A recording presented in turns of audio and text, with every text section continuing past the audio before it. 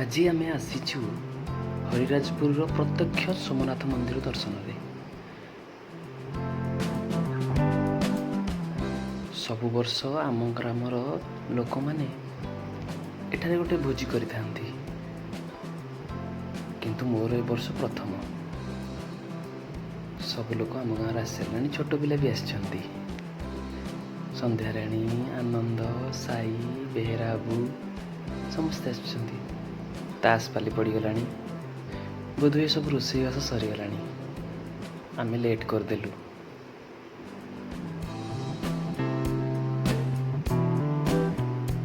ସତରେ ବହୁତ ଆନନ୍ଦ ଲାଗେ।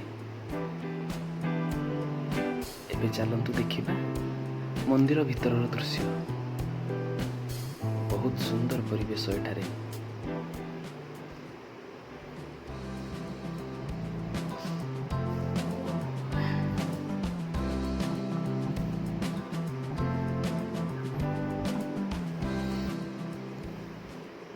କୁହାଯାଏ ଭଗବାନଙ୍କୁ ପ୍ରାର୍ଥନା କରି ଯାହା ଏଠାରେ ମାନସିକ କରାଯାଏ, ଲୋକମାନେ ଯାହା ବି ମାନସିକ କରିଥାନ୍ତି ସବୁ ଭଗବାନ ପୂରଣ କରିଥାନ୍ତି। ସୁନ୍ଦର ପୋଖରୀଟିଏ ଅଛି, ଯେଉଁଠି ମାଛମାନେ ପାଖକୁ ଆସି ଖାଦ୍ୟ ଖାଇଥାନ୍ତି। ବହୁତ ସୁନ୍ଦର ପୋଖରୀ। ପୋଖରୀର ଚତୁଃପାର୍ଶ୍ୱ ବି ବହୁତ ସୁନ୍ଦର।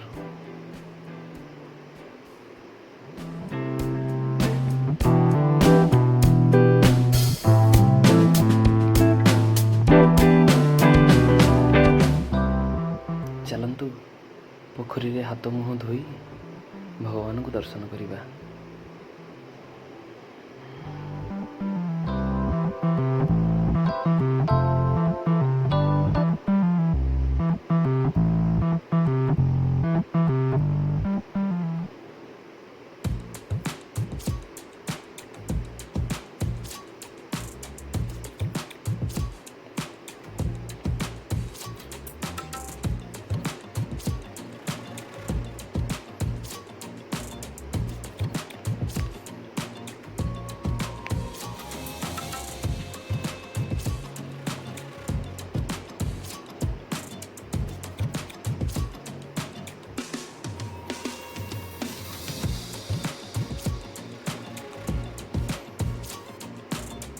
ବୋଧହୁଏ ଆମେ ଲେଟ୍ରେ ଆସିଥିବାରୁ ତା'ର ଦଣ୍ଡ ଆମେ ପାଇଲୁ।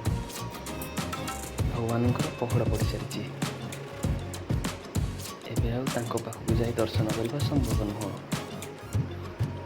ଆପଣମାନେ ଯେବେ ବି ଆସନ୍ତି ଟିକେ ଜଲ୍ଦି ଆସନ୍ତୁ, କାରଣ ଆପଣ ଦର୍ଶନ କରିପାରିବେ। ଏବେ ଆମେ ବାହାରୁ ଥାଇ ଭଗବାନଙ୍କୁ ଦେଖିବାକୁ ପଡ଼ିବ। ସତରେ ଅତି ସୁନ୍ଦର ରୂପ, ପୁରା ଜୀବନ୍ତ ଲାଗନ୍ତି ପ୍ରଭୁ ଏଠାରେ।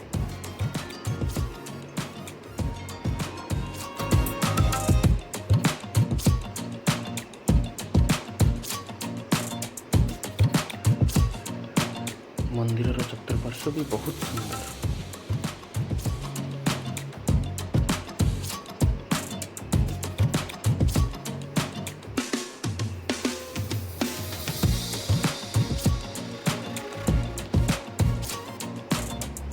ଉପରେ ମଣ୍ଡପଟିଏ ଅଛି,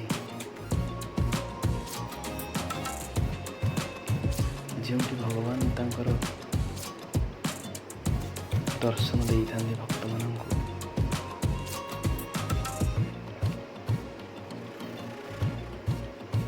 କୌଣସି ଏକ ପର୍ବରେ ବୋଧହୁଏ ଭଗବାନ ଏଠାରେ ଆସି ବିରାଜମାନ କରିଥାନ୍ତି ଏବଂ ଲୋକମାନଙ୍କୁ ଦର୍ଶନ ଦେଇଥାନ୍ତି।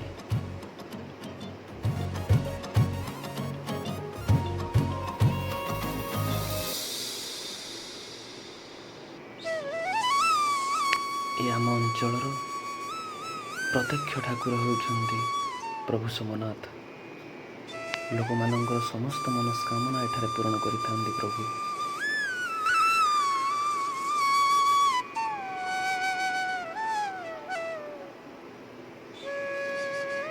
ଏଇ କିଛି ଦିନ ପୂର୍ବେ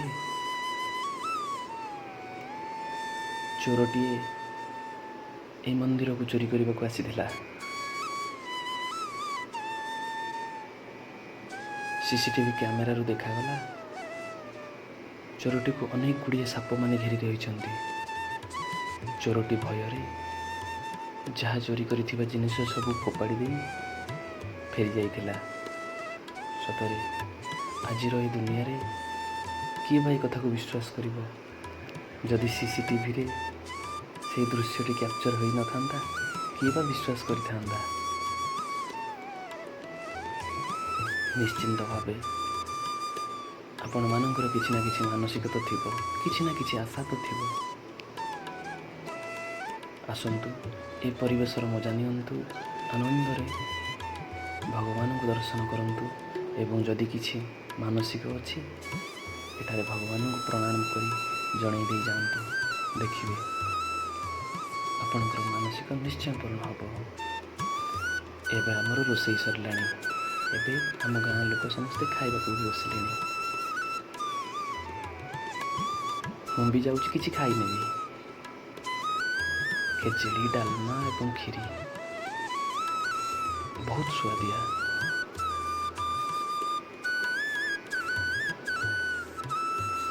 एठारो केही भी खाली पेटरे फेरंती नहीं। प्रसाद समस्त को मिल थाए।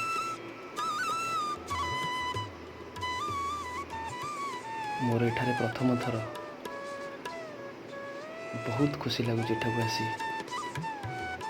जा हो भगवान आशीर्वाद थिला बोली मु एठाକୁ आसी परिछि।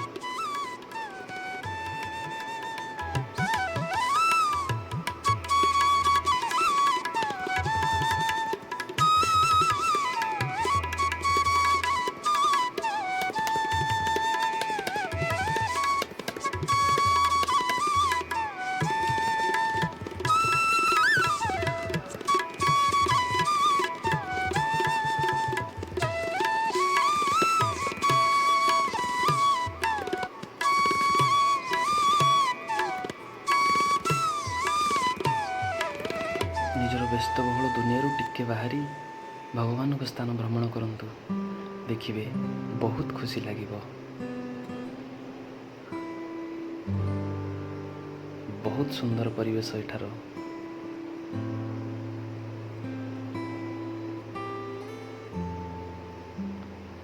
सतरे शांति जदि कौटी थाए ये भगवान परिवेश रे ही से सब शांति मिली थाए।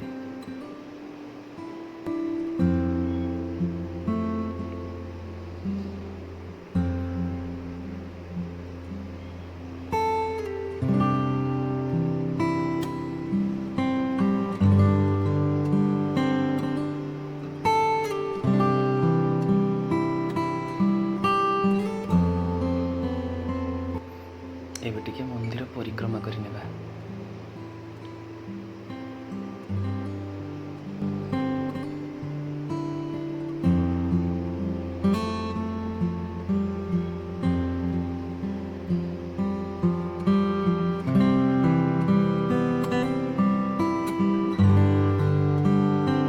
बाहर पार्श्वर मध्य मंदिर दृश्य बहुत सुंदर देखा जाय थाए। सतरे एठार लोक माने मंदिर रक्षणाबेक्षण बहुत सुंदर भाव करिथांती। मंदिर पाखरे थिबा पोखरी रे बहुत सारा माछ छड़ा जाय थाए और माछ माने पाखकु आसी आपण जदि किछि खाद्य दियंती सेटा खाई थांती।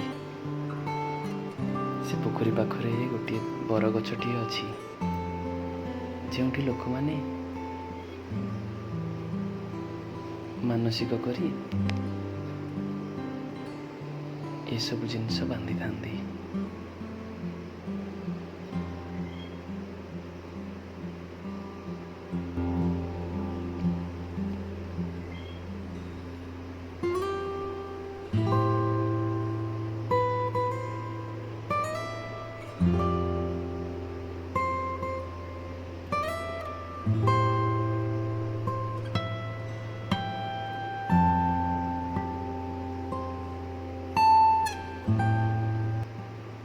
बहुत सुंदर परिवेश। जेबे भी आपन को टाइम मिलू कि जदि भी टाइम ना